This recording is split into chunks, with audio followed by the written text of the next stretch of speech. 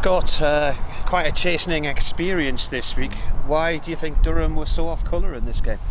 I'm not really sure, to be honest. It's obviously a tough one to take. I think it probably boils down to the first innings. I mean, getting ball up for 230 on a good pitch. Probably is 150 under par, I think. If we go on and get 350, 400, especially after the start we made, we were 96 for 1, I think we were. So look, if we go on and get 350, 400, then today doesn't happen because we're in a much better place. And then look, as soon as we were, like I say, probably 200, 150 under par, getting ball up for 230, it was always going to be a challenge, and probably yesterday was probably the best day to bat on it.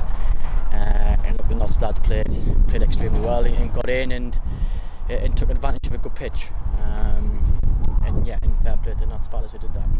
I mean, yesterday I was saying that I couldn't see any reason why this game wouldn't go till tomorrow evening because it just looked docile. It just looked like anybody who was going to go out and bat in the middle would bat for days on end.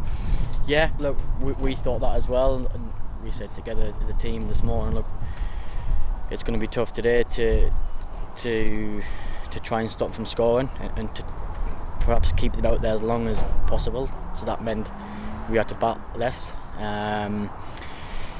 And look, to get ball out in 33 overs on a decent pitch is disappointing. They bowled really well, they hit the wicket hard, they got a little bit uneven bounce, but we just probably didn't soak up any pressure. So yeah, look, tough one to take, very disappointing, but look, we'll stick together, and it's a long campaign. We've got a big game coming up next week against Sussex. You were unlucky in that you lost Liam Travaskis, so George Dressell's coming into a game that he wasn't expecting to play in. You've lost a lad who can bowl over after over and get runs for you there. A fairly youngish team as well. Paul Coughlin's injured at the minute, so Ollie Gibson's been playing and hasn't quite worked out there. And a rare occasion when, I mean, Chris Rushworth didn't get a wicket. I can't remember the last time that happened. Yeah, I was going to say, when's the last time he bowled a home game and didn't get a wicket? I thought he actually bowled really well though. I mean, he didn't get a lot of sideways movement, but I thought his control was excellent. And look, Trev, he was unfortunate to get hit on the head a couple of times. The main thing is that he's feeling okay now. He was a bit concussed yesterday. I think he failed his concussion test. But the main thing is that he's feeling really well. And I thought George came in and bowled nicely. It was always going to be tough for a spinner yesterday because there's no sideways spin.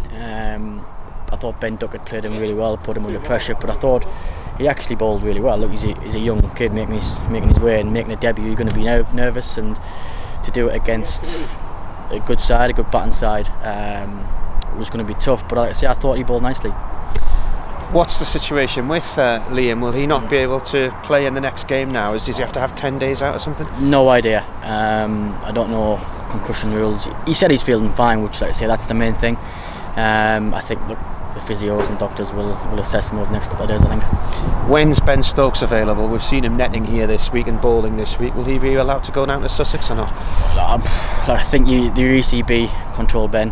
He's here training, like you say. I think he's coming back from a tough couple of weeks in the West Indies. I think he probably has a tired body, but it's nice for him to get back into things, and I'm not sure when he will be available. I think, like I say, the ECB will dictate that, and we'll just get told from the ECB, but look, hopefully we can get him involved at some stage.